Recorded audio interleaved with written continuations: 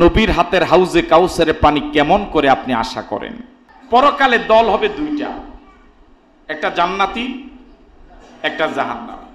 একটা রাসূলের নেতৃত্বে, একটা ইবলিসের। বুঝাতে পারিনি মনে হয়। আপনি আমরা কি পরকালে জান্নাতি দলের সদস্য হতে চাই? কথা বলেন না, জান্নাতি দলের সদস্য হতে চাই? তাহলে দুনিয়াতে আপনি যাদের সাথে চলেন, যাদেরকে নেতা মানেন, যাদের সাথে সেলফি তোলেন, যাদেরকে মহাব্বত করেন, যাদেরকে মায়া করেন, যাদেরকে নির্বাচন আসলে ভোট দেন, যাদেরকে সাপোর্ট করেন, যাদেরকে নেতা মানেন, ওরা একজনও নবীকে আদর্শ মেনে চলে না, নবীর আদর্শ বাস্তবায়নের চেষ্টা করে না। আপনি এই লোকদের সাথে জীবন যৌবন কাটাবার পরে হাসরের ময়দানে নবীর দলের সদস্য হওয়ার কি কোনো সুযোগ আছে? রাসূল করিম সাল্লাল্লাহু আলাইহি ওয়াসাল্লাম এই কোরআন মজিদকে প্রতিষ্ঠিত করার জন্য রক্ত দিলেন, সাহাবায়ে কেরাম জীবন দিলেন। আপনি কোরআনের পক্ষে যদি একটু ভোটও দিতে না পারেন, সাপোর্টও যদি করতে না পারেন, তো নবীর সুপারিশ কেমন করে আশা করেন? আসসালামু আলাইকুম ওয়া রাহমাতুল্লাহি ওয়া বারাকাতুহু।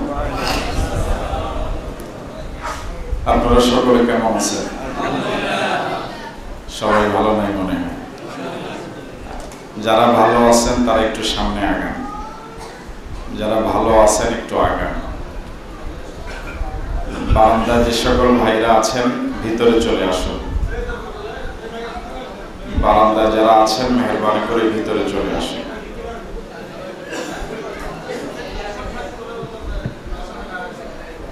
আল্লাহ সুবহানাহু ওয়া তাআলার দরবারে শুকরগুজার হচ্ছি, শুকরিয়া আদায় করছি। তার নেয়ামতের তো শেষ নাই। সাগরের গভীর জলরাশির ভিতরে মাছগুলো যেভাবে ডুবে আছে, আমি আপনি আল্লাহর দেওয়ার নেয়ামতের ভিতরে এভাবে ডুবে আছি।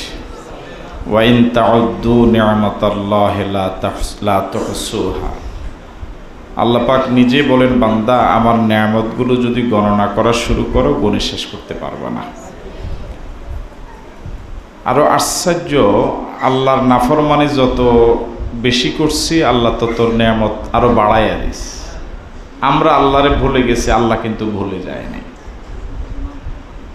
যে মালিক আমাদের প্রতি এত দয়া করলেন, সৃষ্টির সেরা মানুষ বানালেন, কালেমা পড়ার সুযোগ দিলেন, শ্রেষ্ঠ নবীর উম্মত হওয়ার তৌফিক দিলেন, রোজাদার হিসেবে কবুল করলেন, নামাজি বান্দা হিসেবে কবুল করলেন, আজকের এই আলোচনা সভায় শ্রেষ্ঠ জায়গা জামে মসজিদে উপস্থিত হওয়ার তৌফিক দিলেন। আসুন না সে মালিকের দরবারে মন থেকে গোলামের কণ্ঠে একবার পড়ি আলহামদুলিল্লাহ।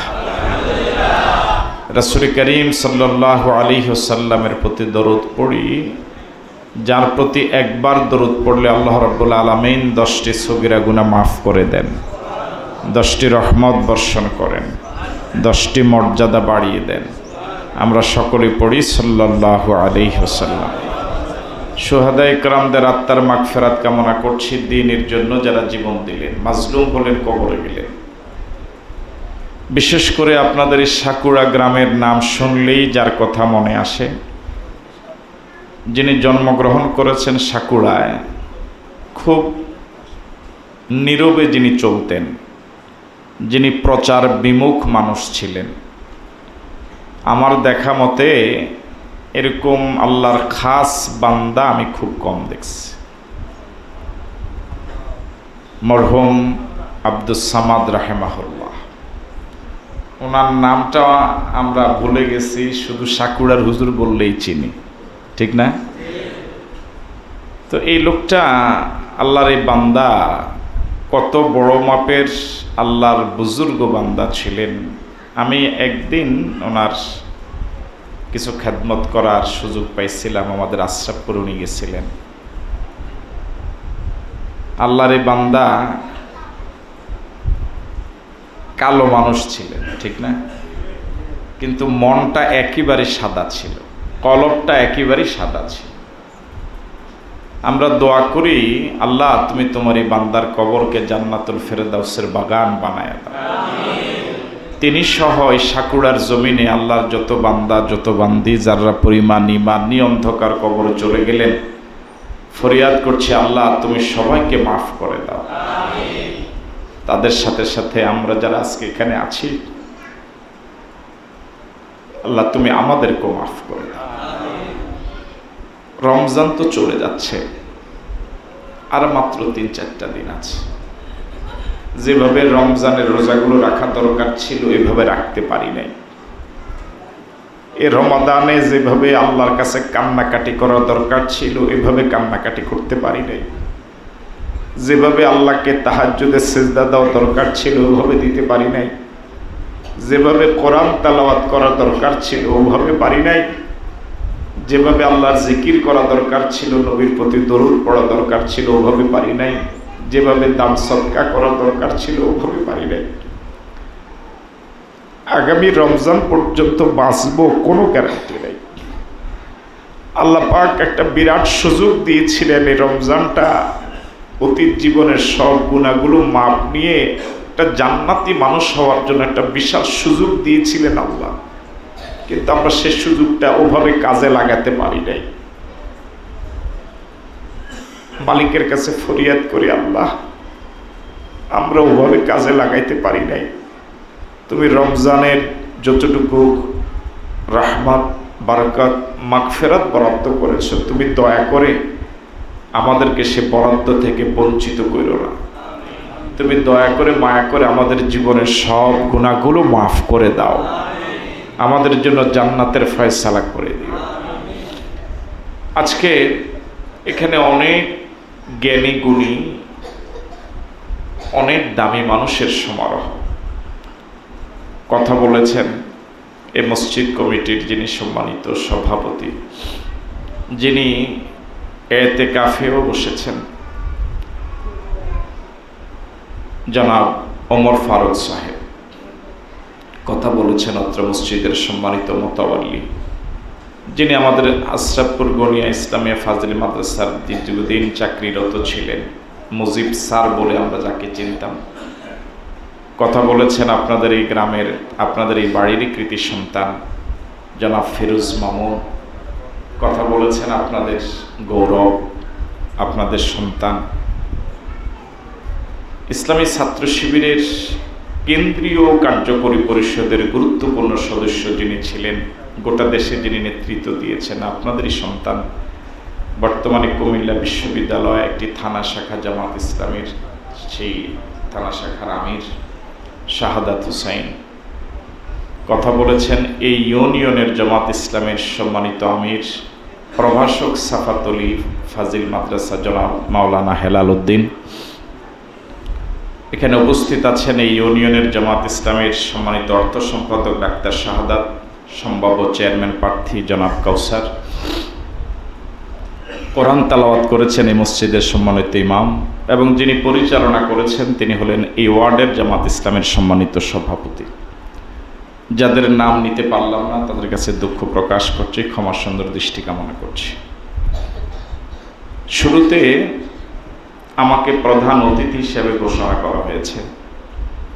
একটা প্রোগ্রামে এভাবে মেহমানদেরকে প্রধান অতিথি, বিশেষ অতিথি এভাবে ঘোষণা করা, এটা একটা নিয়মে পরিণত হয়েছে।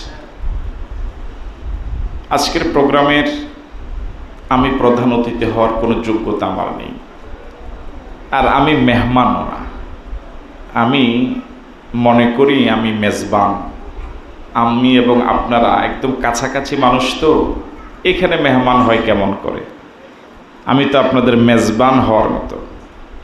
তো আজকে ওনারা যে আমাকে প্রধান অতিথির ফুলের মালাটা আমার গলায় দিয়েছেন, এই ফুলের মালাটা আমি আপনাদের গলায় দিয়ে দিলাম। আজকের প্রোগ্রামের প্রধান অতিথি আপনারা।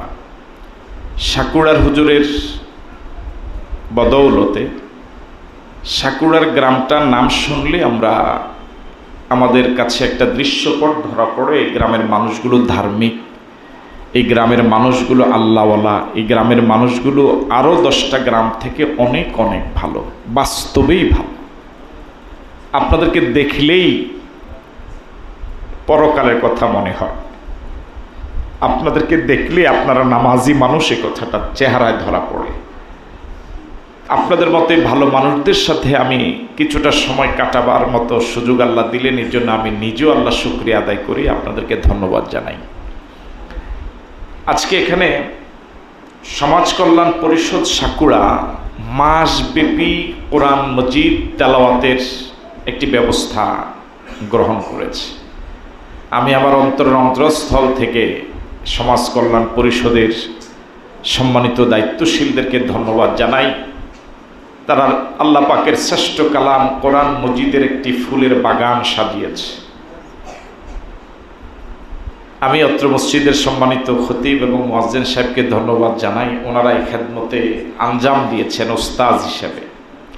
আমরা ইনশাআল্লাহ প্রোগ্রামের শেষে যে ৬০ জন ভাই গড়ে আজ পর্যন্ত এই প্রশিক্ষণ প্রোগ্রামে কোরআন তেলাওয়াত সহিভাবে শুদ্ধভাবে তেলাওয়াতে অংশগ্রহণ করেছেন, তাদেরকেও ধন্যবাদ জানাই, মোবারকবাদ জানাই। আমরা প্রোগ্রাম শেষে ওস্তাদদের হাতে আয়োজকদের পক্ষ থেকে একটা ক্ষুদ্র হাদিয়া তুলে দেব এবং যে সকল ছাত্র বন্ধুরা বয়স্করা কোরআন তেলাওয়াতের ছাত্র হয়ে গিয়েছিলেন ১ মাস, সমাজ কল্যাণ পরিষদের পক্ষ থেকে তাদের বিভিন্ন ক্যাটাগরিতে কিছু পুরস্কারের ব্যবস্থা রয়েছে, সেটা আমরা হাতে তুলে দেব ইনশাআল্লাহ। সর্বশেষ জামাত ইসলামীর এই ওয়ার্ড শাখা কর্তৃক ব্যবস্থাপনায় আমাদের সম্ভবত ৭৫ জন রোজাদার ভাইয়ের এবং পরিবারকে ঈদ উপহার এর ব্যবস্থা করা হয়েছে। আমরা সেই ঈদ উপহার আপনাদের হাতে তুলে দেব। আমরা খুব বেশি লম্বা সময় আপনাদেরকে কথা বলার সুযোগ পাব না। আরেকটি প্রোগ্রামও আছে, আরও 2টি প্রোগ্রাম আছে ইফতার পর্যন্ত। আমি আপনাদেরকে যে বিষয়টা বলতে চাই, রাসূল করিম সাল্লাল্লাহু আলাইহি ওয়াসাল্লাম 40 বছর পর্যন্ত মক্কার লোকদের চোখের সুরমা ছিলেন, মাথার তাজ ছিলেন। একজন লোক ওই 40 বছরে গোটা পৃথিবীতে রাসূলের শত্রু ছিল না। আমি আপনাদেরকে বিনয়ের সাথে আরজ করব, আগে ইসলামটাকে বুঝুন, আগে ইসলামটাকে ভালোভাবে বুঝুন। এই 40 বছর পর্যন্ত গোটা পৃথিবীতে রাসূলের একজন শত্রু ছিল না।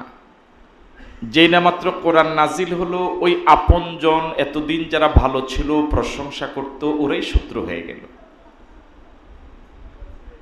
আল্লাহর নবী, শ্রেষ্ঠ নবী, সর্বশেষ নবী, কুল কায়নাতের নবী, তামাম জগতের নবী, আল্লাহর পরেই যার মর্যাদা, তামাম জগতের উপরে যার মর্যাদা, ওই নবীও সকলের মন জয় করতে পারেননি, সকলকে ভক্ত বানাতে পারেননি। ওই নবীরও শত্রু ছিল। আপনারা কি আছেন এখানে? কোরআন নাজিল হওয়ার আগে রাসূলের কি কোনো শত্রু ছিল? একটু বলেন ভাই। তো বলে নাই। শত্রু ছিল। রাসূলের যত শত্রু সব কোরআন নাজিলের আগে না কোরআন নাজিলের পরে? আল্লাহ রাব্বুল আলামিন কোরআন নাজিল করলেন কেন? আল্লাহ পাক বলেছেন লিয়ুজহিরাহু আলাদ্দীনি কুল্লি। এই কোরআনটাকে আমি নাজিল করেছি যত ধর্ম আছে, যত আদিয়ানে বাতেল আছে, যত মতবাদ আছে, সব মতবাদের উপরে কোরআনকে বিজয়ী করার জন্য। কি করার জন্য? মনোযোগ আছে আপনাদের? তাহলে কোরআন এসেছে বিজয়ী হতে না পরাজিত হতে? একটু কথা সবাই বললে ভাল লাগবে। কোরআনকে আল্লাহ পাক পাঠিয়েছেন পরাজিত থাকতে না বিজয়ী হতে? রাসূল করিম সাল্লাল্লাহু আলাইহি ওয়াসাল্লাম এই আল্লাহর উদ্দেশ্যকে বাস্তবায়ন করার জন্য, কোরআনকে বিজয়ী করার জন্য 27টা যুদ্ধে সেনাপতি ছিলেন। দান্দান মোবারক শহীদ করেছেন, মাথার হেলমেট ভেঙেছেন, নাকে পেটে পাথর বেঁধেছেন, নিজের জন্মভূমি ছেড়ে 420 কিলোমিটার পথ পাড়ি দিয়ে মদিনায় রাতের অন্ধকারে হিজরত করেছেন। তায়েফে হিজরত করে 20 দিন কাটিয়েছেন। যে দেহ মোবারকে মশা এবং মাছি বসা হারাম, ওই দেহ মোবারক থেকে বারবার রক্ত ঝরেছিল। রাসূল বেহুশ হয়ে জমিনে পড়ে গিয়েছিলেন। সাহাবায়ে কেরাম অকাতরে জীবন দিয়েছিলেন। শুধু কোরআনকে পরাজিত করার জন্য না বিজয়ী করার জন্য? আরো জোরে বলেন। রাসূল যে যুগে কোরআনের প্রচার শুরু করলেন, ওই যুগে যদি কোরআন মজিদকে বিজয়ী করার টার্গেট না হতো, আবু জেহেল আবু লাহাব যেভাবে রাষ্ট্র সমাজ চালাচ্ছিল ওভাবে যদি চলতো, কোরআনটা যদি শুধুমাত্র তেলাওয়াতের গ্রন্থ থাকতো, খতমের গ্রন্থ থাকতো, যে যারা ঈমান আনবে শুধু কোরআন খতম করবে, কোরআন তেলাওয়াত করবে, বাস অতটুকুই, এটা রাষ্ট্রের আইন হওয়ার দরকার নাই, এটা বিজয়ী হওয়ার দরকার নাই। আবু জেহেল আবু লাহাব উতবা সাইবা ওরা রাষ্ট্র যেভাবে চালায় ওভাবে চলুক, কোরআনটা শুধু আমরা তেলাওয়াত করব, খতম করব, যদি এতটুকু অবস্থা রাসূল রাখতেন তাহলে কি রাসূলের এই বিপদগুলো হতো? 27টা যুদ্ধে সেনাপতির দায়িত্ব পালন করা লাগতো? রাসূলকে দেশ থেকে ওরা বের করে দিত? ওরা বের তো করতোই না, বরং কোরআন তেলাওয়াতকারী হিসেবে সব সময় কোরআন পড়ে, কোরআন তেলাওয়াত করে, এই কারণে মক্কার ওই লোকেরা রাসূলকে গরু, ছাগল, হাঁস, মুরগা হাদিয়াও দিত। কথা কয় না কা? কিন্তু এখন কোরআনকে বিজয়ী করার কারণে হাদিয়া দিছে না মার দিছে? কথা কয় না কেন? এবার আপনাদের কাছে আমার প্রশ্ন, বাংলাদেশে কোরআন মজিদটা কি বিজয়ী না পরাজিত? বুঝে শুনে জবাব দেন। আমার প্রতি কি আপনার একটু রাগ? আমার তো মনে একটু রাগ মনে হয়। আমাদের বাংলাদেশে কোরআন মজিদটা কি বিজয়ী না পরাজিত? কোরআন মজিদে আল্লাহ পাক বলেছেন, আস-সারিকু ওয়াস-সারিকাতু ফাকতাউ আইদিয়াহুমা জাযাআম বিমা কাসাবা। চোর নারী হোক পুরুষ হোক কি কেটে দাও।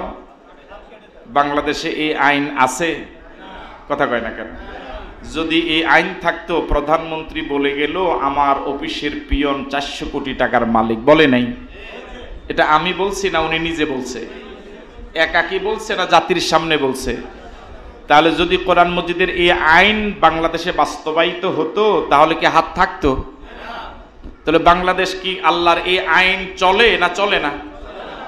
আল্লাহ পাক বলেছেন, আয-যানিয়াতু ওয়াজ-যানি ফাজলিদু কুল্লা ওয়াহিদিম মিনহুমা মিয়াতা জালদা। জেনাকারী নারী পুরুষ পাথর মেরে হত্যা করো। বাংলাদেশে কি আইন আছে? আসিয়ার মতো 7 বছরের একটা ছোট্ট মেয়ে, 7 বছরের একটা মেয়ের জীবনে যৌবন কি আসে? এই মেয়েটাকে 3 জন পুরুষ ধর্ষণ করে, নরপশু ধর্ষণ করে মেয়েটাকে মেরে ফেললো। তাহলে বাংলাদেশে কোরআন দিয়া চলে? কোরআন বাংলাদেশের আইন কোরআনের, কথা কয় না কেন? বুঝেন না মনে হয়? আর কোরআন শরীফ হইল শুধু কোরআন শরীফ আমরা তেলাওয়াত করি আর তারাবিতে খতম করাই, হুজুরে হাদিয়া দিয়া দিই, এর দূরে তো। এবার আপনাদের কাছে আমার প্রশ্ন,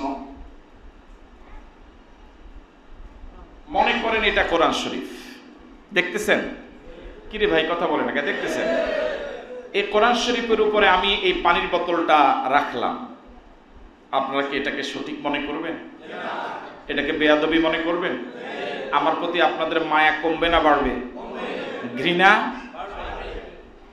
যে উনি প্রধান অতিথি, নির্বাচনে দাঁড়াবে, আমাদের এমপি হবে, একটা মুহাদ্দিস মানুষ, একটা পানির বোতল কোরআন শরীফের উপর রাখা যায় না? এতটুকু কমন সেন্স যার নাই সে আমার ভোট পেতে পারে না। ঠিক নয় কি? এটাকে বলবেন?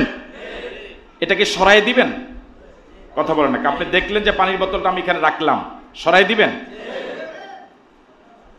আমি আপনাদেরকে ছোট্ট একটা উদাহরণ দিলাম, কোরআন শরীফের উপরে একটা পানির বোতল আপনি সহ্য করেন নাই, তাহলে আপনার ঈমান কি বলে যে সবার উপরে কি থাকবে? কোরআন শরীফের উপরে কিছু থাকার যোগ্যতা। কিন্তু বাংলাদেশে বিগত 54 বছর যারা দেশ চালাইছে, সমাজ চালাইছে, তারা কোরআন শরীফের উপরে আইন রাখছে না রাখে নাই? কথা কয় না, রাখছে না রাখে নাই? ওই 54 বছর পর্যন্ত এই দেশের নেতারা নেত্রীরা তাদের বাপের আইন, দাদার আইন, জামাইয়ের আইন, হুতের আইন, বউয়ের আইন দিয়া, কোরআনের আইন বাদ দিয়া, ওদের নিজস্ব দলীয় আইন দিয়া যে দেশটা চালাইছে, কোরআন শরীফের উপরে যে আইনগুলো 54 বছর চলতেছে, ওই আইনগুলো কোরআন শরীফের থেকে সরাইয়া কোরআন শরীফকে উপরে রাখার জন্য কি কখনো চিন্তা করছেন? চিন্তা করেনও নাই। কেউ যদি চিন্তা করার জন্য কয় তারে আপনি সাপোর্টও করেন নাই। কি রে কথা কয় না কেন? আমি বুঝাইতে পারি নাই মনে হয়। আমরা কি চাই আমাদের বাংলাদেশে কোরআনটা সব আইনের উপরে থাকুক? সবাই চাই? কারা কারা চাই একটু হাতটা তুলে দেখান তো দেখি। হাত নামান। এই যে আপনি চাইলেন, এটাই তো কোরআনের পক্ষে সমর্থন করলেন, বুঝেন নাই? এখন তো আপনি হাত তুললেন মানে কি আপনি কোরআনের পক্ষে সাপোর্ট করলেন, সমর্থন করলেন। এটাই গণতান্ত্রিক ভাষায় বলা হয় ভোট। তাহলে একটু আগে আপনি হাত তুলে কি দিলেন? কথা বলেন, কি দিলেন? কিসের পক্ষে ভোট দিলেন? রাসূল করিম সাল্লাল্লাহু আলাইহি ওয়াসাল্লাম এই কোরআন মজিদকে প্রতিষ্ঠিত করার জন্য রক্ত দিলেন, সাহাবায়ে কেরাম জীবন দিলেন। আপনি এই কোরআনের পক্ষে যদি একটু ভোটও দিতে না পারেন, সাপোর্টও যদি করতে না পারেন, তো নবীর সুপারিশ কেমন করে আশা করেন? নবীর হাতের হাউজে কাউসারের পানি কেমন করে আপনি আশা করেন? আমি বুঝাতে পারি নাই?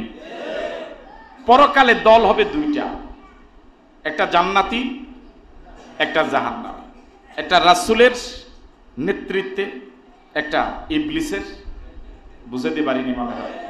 আপনি আমরা কি পরকালে জান্নাতি দলের সদস্য হতে চাই? কথা বলেন না, জান্নাতি দলের সদস্য হতে চাই? তাহলে দুনিয়াতে আপনি যাদের সাথে চলেন, যাদেরকে নেতা মানেন, যাদের সাথে সেলফি তোলেন, যাদেরকে মহাব্বত করেন, যাদেরকে মায়া করেন, যাদেরকে নির্বাচন আসলে ভোট দেন, যাদেরকে সাপোর্ট করেন, যাদেরকে নেতা মানেন, ওরা একজনও নবীকে আদর্শ মেনে চলে না, নবীর আদর্শ বাস্তবায়নের চেষ্টা করে না।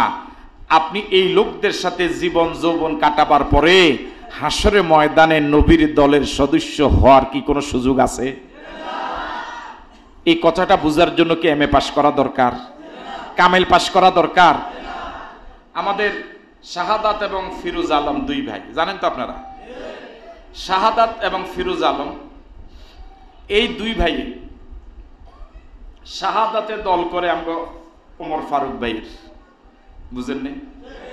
এই দুইজন মোতাওয়াল্লি এবং সভাপতি দুইজনে দুই দল করে মনে করে। এখন শাহাদাতে কার দল? কথা কয় না? আর ফিরোজ আলম এখন শাহাদাতে সারাদিন দুপুর পর্যন্ত মিছিল করছে। আমরা সভাপতির মিছিল, অমুক ভাইয়ের চরিত্র ফুলের মতো পবিত্র, অমুক ভাইয়ের মার্কা, সারাদিন জীবন দিয়ে লেছে। বেটা সুন্দর মানুষ মিছিল করতে করতে কালা হয়ে গেছে রইতে। উনি দুপুর বেলা লাঞ্চের ব্যবস্থা করেন ফাওয়া রুটি আর কেলা, কিন্তু আগে মুজিব সাহেব বিরিয়ানি কি ব্যবস্থা করছে। এখন সারাদিন আমগো এই ওমর ফারুক সাহেবের মিছিল করে দুপুরে যদি মুজিব সাহেবের অফিসে যায়, বিরিয়ানির প্যাকেটের লাই দিবনি? আচ্ছা, উনি তো লগে আছে, আপনি দিবেন? আপনি ডাইরেক্ট কইলেন আপনি দিবেন? কি দিবেন? কি দিবেন? দুনিয়াতে একটা লোক একজনের মিছিল করে এক দলের কর্মী হয়ে আরেক দলের অফিসে গেলে, মিছিলে গেলে, আরেক দল অফিসে গেলে খাওয়া পায় না, মাইর পায়। আপনি মিছিল, মিটিং, সমাবেশ, রাজনীতি, অর্থনীতি, ভোট, আন্দোলন সব করলেন আল্লাহ বিরোধীদের সাথে, যারা নিজেদের চেহারার ভিতরে নবীর সুন্নত নাই, পরিবারে নবীর আদর্শ নাই, যারা কোরআন তেলাওয়াত করতে জানে না, নবীর আদর্শ যাদের জীবনে নাই। আপনি মরার পরে আলা মিল্লাতে রাসূলিল্লাহ আপনাকে মসজিদের হুজুরে নবীর দল উঠাই দিছে,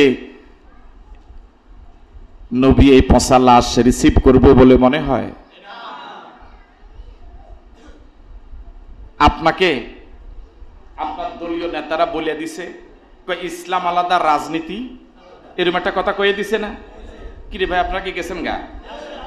ইসলাম আলাদা, রাজনীতি আলাদা। আবার ওনারা বলে ইসলাম খুব পবিত্র জিনিস, রাজনীতিটা খারাপ জিনিস। তো রাজনীতি যদি এত খারাপ হয় তো আমনে করেন কা? তাহলে বোঝা গেল রাজনীতি আপনার কথা অনুযায়ী যদি খারাপ হয়, তাহলে আপনিও খারাপ মানুষ, যেহেতু আপনি খারাপটা করেন। কথা কয় না, ঠিক কি না? আমার ভাইয়েরা, এটা আসলে করছি কি জানেননি? সেটা হলো দুই ভাইয়ের মাও মারা গেছে, বাপও মারা গেছে। তো বাপ মরে যাওয়ার পরে তাকে জায়গা জমিন দুই ভাই কি করতে আছে? ভাগ করছে। গাবি আছে একটা, গাবি কয়টা? আরো আসতে কর না। এখন বড় ভাইয়ে ছোট ভাইরে আদর কইরা হেঁটে একটু সহজ সরল তারা কইছে, ভাই গাবি তো একটা, আমরা দুইজনে কেমনে নিব? তুই ফিসের কি আন নেই, আমি মুখের কি আন নেই, বুঝেন নাই? তুই ফাঁসার কি আন নেই, ইয়া না, আমি ফাঁসার কি আন নেই, তুই ফাঁসার কি আন, ওইটা লাদে সনে সব আমি কি করব? পরিষ্কার করবো। আর সামনের কি আর সবসময় কি থাকে? ভালো থাকে। তুই সামনের কি আর নেই। তো ছোট ভাই তো বড় ভাইরে মনে কইরা, ভালো মনে কইরা এই বাঘ, কথা কয় না। এখন ছোট ভাই মুখে দিয়া খের খাবায়, হ্যান খাবায়, হানি খাবায়, ঘাস খাবায়। বড় ভাই বেনে দুধ গান দোয়াই হয়ে যায়। কথা কয় না কা? ওমা ঘাস খাওয়া হেতে দুধ নেয়। এখন ছোট ভাইয়ে বড় ভাই লোকে কুলাইতো আর না, শেষ পর্যন্ত তার মামু আছিল একজন, দোনো ভাইয়ের মামু। মামু তো বুঝেন, অনেক সময় বোনের বাড়িতে এসে দরবার টরবার করে না, তো দরবার করে। তো ছোট ভাই মামুর কাছে বিচার দিছে, মামু আমি গরিব মানুষ, অসহায় মানুষ, অসুস্থ মানুষ, সারাদিন ঘাস টাস খাওয়াই। বড় ভাই আমার দুধটি সব লই যে আমার দুধ দেয়ও না, আপনি দুধ যাইয়েছে আমগো বাড়িতে একটু বিচার করে দিয়ে আইয়েন। বড় ভাই এটা টের পাইছে, টের পাইয়া দুধ 10 কেজি হাঁটাই দিছে মামুর কাছে। কার কাছে? মামু আপনি দুধের দরকার, আপনি তো বিচারের দরকার নাই। ওরে কথা কয় না কা? মামুর দুধ 10 কেজি হাই মুখ, ওরে কথা কয় না কা? আরো আসতে কেন আপনাকে মুখ হতে বলতো, দুধ 10 কেজি মামুর মুখ। ওই ভাই যে টাউট, রাজনীতির ময়দানে এরকম কিছু বড় ভাই টাউট আছে, ওরে কথা কয় না কা? হেরা আমগরে কয়ে দিছে, বুঝাই দিছে, হুজুর রাজনীতিটা খারাপ জিনিস, আপনারা মসজিদ লইথান, মাদ্রাসা লইথান, কোরআন হাদিস লইথান, বড় খতম, ছোট খতম, মাজ্জা খতম, সাজ্জা খতম, আমরা সাফা খতম লইথান, মানুষে 100 টাকা 200 টাকা দিব, আমরা রেডি লইথান। এই দুনিয়ায় আদালত, আইন আদালত, ফৌজদারি মামলা হামলা, হ্যাঁ কি কয় ইউনিয়ন অফিস, তারপর উপজেলা অফিস, সংসদ ভবন, সুপ্রিম কোর্ট, এডি আমনগো কাম না, এডি আমগরে দিয়া দেন। ওরে কথা কয় না কা? সুতরাং এডির মধ্যে আমরা লুটি ফুটি যা খাইতে পারি আমরা খাই, আমরা এডির দিকে। আবার যে সমস্ত লোকেরা এই এদের ব্যাপারে একটু ফতুয়া দিতে চায়, তাদেরও ওই দুধ 10 কেজি দিয়া, গরু দিয়া, ছাগল দিয়া কি করে লাই, মুখ বন্ধ করিয়া লাই যে আপনারা মুখ খুলবেন না, আপনাকে গরুর দরকার, গরু হাইলি তো সারে, আপনাকে বাসার মধ্যে এসি দরকার, এসি হাইলি তো সারে, আপনাকে মাদ্রাসার মধ্যে ছাত্রকে 10 লাখ টাকা দরকার, টিয়া হাইলি তো। আমি কি কথা বুঝতে পারছি নি? তাহলে যারা একটু ফতুয়া দিব, দরবার করব, তাকে মুখ আর আমগরে বুঝায় রাখছে হুজুর করে, আপনারা এইদিকে চাইয়েন না, আমরা মসজিদ মাদ্রাসা লই থাকেন। এই জাতীয় সিটার বড় বাটফার বড় ভাই সমাজে আছে না নাই? আরো জোরে বলেন, আছে না নাই? আমাদের দেশে চুরি, ডাকাতি, জেনা, ব্যভিচার, সন্ত্রাস, মাস্তানি, সাদাবাজি, ইফটিজিং, ডাইল, গাঁজা, হিরোইন, বাবা, ইয়াবা, দুর্নীতি, মিথ্যা কথা, মিথ্যা মামলা, মিথ্যা সাক্ষী, মিথ্যা রায়, তেলে ভেজাল, ওজনে কম, জমিনের আইল ঠেলা, এটি আছে না নাই? দিন দিন কমতেছে না বাড়তেছে? আওয়াজ তো বাড়ে না, কমছে না বাড়ছে? বিগত 54 বছর দ্বারা দেশ চালাইছে, গরিবের কথা কেউ মনে রাখে নাই। এদেশে গরিব দিন দিন গরিব, আর কিছু না আঙ্গুল ফুলে কলা গাছ। যে দেশের প্রধানমন্ত্রীর অফিসের ফিয়ন বুঝেন তো, জিজ্ঞা শুধু সারকাফ ইজ্ঞা 400 কোটি টাকার মালিক। 400 কোটি টাকা যদি 100 টাকার নোটের বান্ডেল যদি ইয়ানো আনি হালায়, আমরা ইফতার আগে গড়িয়ে শেষ করতে পারতাম। কথা কয় না? যে দেশের অফিসের ফিয়ন 400 কোটি টাকার মালিক, এই দেশে বাকি এমপি মন্ত্রীরা কি পরিমাণ দুর্নীতি করে দেশটা শেষ করছে, এটা কি এখন আন্দাজ করেন নাই? এদের হাতে যদি আগামী 54 বছর ক্ষমতা দেন, দেশ দেন, অপরাধ বন্ধ হবে না বাড়বে? আরো জোরে বন্ধ হবে না বাড়বে? কিভাবে? বিগত 54 বছর তো দেখছি। কথা বলেন না, ঠিক নয় কি? আপনি খেতে চান আম, কি গাছ লাগাতে হবে? কথা কয় না? আমরা শাহাদাত ভাইয়া আম কিনতে গেছে, আমের দাম চাইছে বেশি, বেচার মেজাজ গেছে গরম হই, হেতে কই আর আম কিনতাম না। হে আইনের সময় নার্সারি তুল 20 টাকা দিয়ে তেতি গাছ উগালো হয়েছে। কি গাছ? তেতি গাছে গিয়ে আনি 8 রৈদ লাগাইছে। 8 রৈদ বুঝেন তো? এর হয়ে জিংলা দেয়, বেড়া দেয়, হানি দেয়, সার দেয়, নিরা হানজে বেনের সময় দেয়। বউরও বেচার এত সময় দেয় না, গাছে গিয়ে যত সময় দেয়। কয় বছর পরে তেতি গাছে খেজুরের রস দিবে, আম দিবে? দিবে? কথা কয় না, দিবে? আপনি কি চান আপনার এই সমাজটা অপরাধ মুক্ত হোক? সবাই চান? তাহলে তো এই সমাজে ভালো গাছ লাগানো লাগবে। যে নেতা নিজে চুরি করে, নিজে অপরাধ করে, সে নেতা তো সমাজকে অপরাধ বন্ধ করতে পারবে, ঠিক নয় কি? এদেশে গরিবের বন্ধু বেড়ে যায় নির্বাচনের আগে। নির্বাচনের আগে সবাই গরিবের বন্ধু। কথা কয় না? আপনারা কি কানে উঠেন? কানে এখন তো আর কান নাই, মনে হয় সব সাপ। কানে উঠেন কি দিয়া? সংজ্ঞা দিয়ে। কানে উঠার পরে সংজ্ঞাকে ফেলে দেন। কেন? আবার ওই সংজ্ঞা দিয়া নামা লাগবে, ঠিক নয় কি আমার ভাইয়েরা? এবার আপনাদের কাছে আমার প্রশ্ন, আমাদের দেশের এই নেতারা, ওই বড় ভাইরা, মনে আছে তো বড় ভাইয়ের কথা, ওই বড় ভাইরা আমাদের গরিবদেরকে সংজ্ঞা বানাইছে। কি বানাইছে? কৃষি উঠার জন্য, কথা কয় না কা, মেম্বার হওয়ার জন্য, চেয়ারম্যান হওয়ার জন্য, এমপি হওয়ার জন্য আমাদেরকে কি বানাইছে? সংজ্ঞা বানাইছে। কানে উঠে যেই লোক সংজ্ঞা দিয়া, ওই লোক কানে উঠার পরে সংজ্ঞারে কদর করে ফালায় না। কিন্তু আমগো দেশের নেতারা আমগরে সংজ্ঞা বানাইয়া এমপি হওয়ার পরে, চেয়ারম্যান মেম্বার হওয়ার পরে সংজ্ঞারে লাথি দিয়ে হালাই দেয়। কথা বলেন ঠিক নয় কি? গরিব, যে গরিব, ওই নেতাদের ছেলে মেয়ে বাংলাদেশে পড়ে না, ওই নেতাদের ছেলে মেয়ে রাস্তার ভিতরে পুলিশের গুলি খাইয়া মরে না। এই দেশে পুলিশের গুলি খাইয়া মরে রিক্সাওয়ালা, ঠেলাওয়ালা, গরিবের ফলাফল। ওদের যদি সর্দি জ্বর হয় বিদেশে গিয়ে চিকিৎসা নাই, আর আমরা যদি মরিও যাই আমগরে হিরিও চাই না নাই। কথা বলেন ঠিক নয় কি? সুতরাং একটু সজাগ হওয়ার কি সময় হয় নাই? আমরা কি একটু ঘুরে দাঁড়াতে পারবো ইনশাআল্লাহ? একটু আগে যারা কোরআনের পক্ষে রায় দিয়েছেন, নবীর কোরআনের জন্য প্রতিষ্ঠা করার জন্য গায়ের রক্ত দিলেন, আপনি কি একটা ভোটও দিতে পারবেন না? আপনি কেমন করে নবীকে চেহারা দেখাবেন? নবীর প্রতিষ্ঠিত, নবী রেখে যাওয়া কোরআন এবং সুন্নাহকে বাস্তবায়নের জন্য আপনি একটা কথা বললেন না, যারা কথা বলে তাদেরকে সাপোর্ট করলেন না, তাদেরকে বিরোধিতা করলেন, আর আপনি নবীর সুপারিশ পেয়ে জান্নাতে যাবেন এই আশা কেমন করে করেন? আল্লাহ আমাদেরকে কোরআনের পক্ষে কাজ করার তৌফিক দান করুক, সত্যিকারের নবীর আশেক হওয়ার তৌফিক দান করুক। আমরা কি চাই আমাদের কচু উপজেলাটা একটা আদর্শ উপজেলা হোক? এটাকে আমরা চাই। আমরা আপনাদেরকে কথা দিচ্ছি, আমরা আপনাদের ক্ষতি করব না ইনশাআল্লাহ। আমাদের দ্বারা আপনাদের ক্ষতি হবে না, আমাদের দলীয় নেতা কর্মীদের দ্বারা আপনাদের ক্ষতি হবে না, এতটুকু কথা আমরা দিই। আমাদের কোনো লোক আপনাদের কাছে চাঁদা চাইবে না, আমাদের কোনো লোক আপনাদের মাথায় বাড়ি দিবে না, আমাদের কোনো লোক অন্যায় করবে না, যদি অন্যায় করে উপযুক্ত শাস্তি দেওয়ার মতো আমরাই যথেষ্ট, আদালত লাগবে না। আমি কি আপনাকে আমার কথা একমত? আসুন, বাংলাদেশ জামাত ইসলামী আগামী জাতীয় সংসদ নির্বাচনে আমাকে প্রার্থী ঘোষণা করেছে। জামাত ইসলামী প্রার্থী ঘোষণা করেছে, কিন্তু ভোট তো আপনার কাছে। আমি আপনাদের কাছে ভোট পাওয়ার, সমর্থন পাওয়ার দুই দিক থেকে দাবিদার। এক, আমি আপনাদের কাছের মানুষ, ঘরের মানুষ। কোদাল কোন দিকে টানে? তা আমি আপনাদের ঘরের মানুষ, দূরের কেউ আমার ভোট না দিলেও দুঃখ নাই, কিন্তু আপনারা যদি ভোট না দেন এটা তো মনে কষ্ট আসবে, ঠিক নয় কি? তাহলে আমি কি দাঁড়াবো না বসে যাব? জামাত ইসলামী দাঁড়াইতে কইছে, এখন কি দাঁড়াইতাম না বসে যাইতাম? দাঁড়াইতাম। আচ্ছা, দাঁড়ানোর পক্ষে কারা কারা? এবার একটা গণভোট হয়ে যাক। আমরা কি দাঁড়াবো ইনশাআল্লাহ? দাঁড়াবো ইনশাআল্লাহ। গণভোট হয়েছে, আলহামদুলিল্লাহ। একটা ভালো কাজে সমর্থন করার সাথে সাথে সব শুরু হয়। আপনি যে আজকে ভালোর পক্ষে সাপোর্ট দিলেন, এখন হাত তুলে যে বললেন, যতদিন পর্যন্ত আপনার এই নিয়তের উপর আপনি অটল থাকবেন, সব অটোমেটিক লেখা হতেই থাকবে। আল্লাহ আমাদেরকে কবুল করুক, বলি আমিন। আমার প্রতি মনে কষ্ট নাই তো? আমার প্রতি মায়া আগের তুন একটু কমছে না? একটু কমছে না বাড়ছে? মায়া একটু বাড়ছে তো?